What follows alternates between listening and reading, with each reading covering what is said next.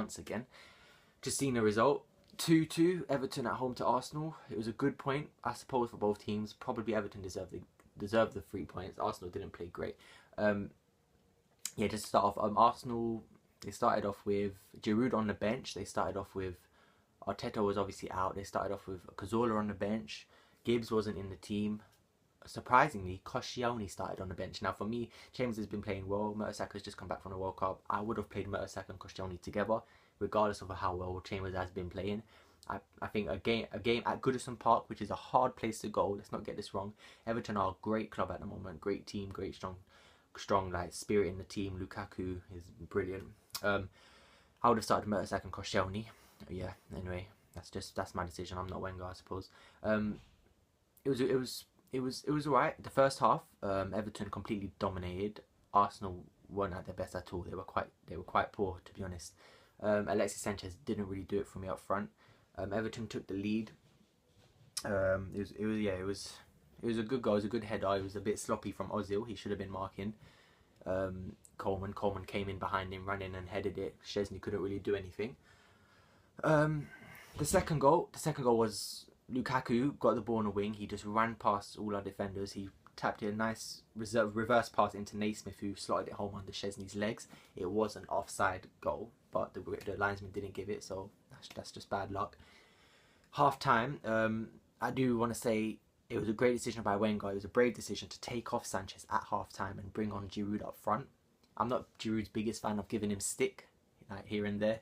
I love Sanchez, but for me, Sanchez was really piss poor. And Giroud came on and he changed the game. He completely changed the game. Wilshere eventually went off. I believe we brought on Cazorla for Wilshere. So Arsenal did get one back. It was 83rd minute, 82nd minute, something like that. A nice cross into the box from Cazorla. Ramsey just slotted it home. Ramsey's goal scoring form is great.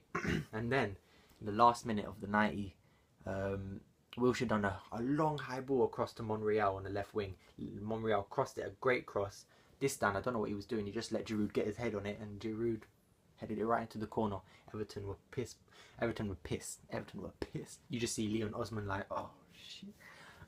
But yeah, it was 2-2. It was probably, I don't know if I can say it was a fair result. Perhaps Everton actually deserved 3 points, probably, and that's coming from an Arsenal fan. But we did well. We stuck in. Other years we would have lost. That game. But Arsenal now, they're stronger. We brought on Joe Campbell as well. He did well when he came on. So to get the point from Everton at Goodison Park after not playing that well and going 2-0 down, it was a decent result for Arsenal. So I think we should be happy with that. Other results in the day included Villa 0, Newcastle 0. I watched this live on BT Sport. Shit game. Let's be honest. Nothing really much to say about it. I didn't see many goals in it anyway. The next game was Chelsea 2 at Stamford Bridge, Leicester 0. Now, Chelsea played well. Diego Costa getting on the score sheet again, which is positive for him. That's 2 goals in 2 games for him. Like I say, Chelsea will win the league. Obviously, I haven't seen all the highlights yet. My match of the day hasn't been on yet.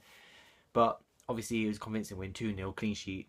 What can you say? I know Leicester did have a 1-on-1 chance, which was great, but Courtois pulled off a fabulous save. So that's good for him. The next game, Palace 1, West Ham 3. Now, Palace at home, Keith Millen in charge. They don't really have their manager yet. But, yeah, I think West Ham were always going to win this game. West Ham, even though they're away from home, they're not always great away from home. Crystal Palace are in a dire strait at the moment. They really need a manager. Keith Millen isn't up to the job, in my opinion. So, West Ham did well. They played, apparently, ground football, not just lofting it in the air all the time. They did well, 3-1. Convincing win for West Ham away from home. The next game was Southampton 0, West Brom 0. Apparently, yeah, another stalemate, boring game.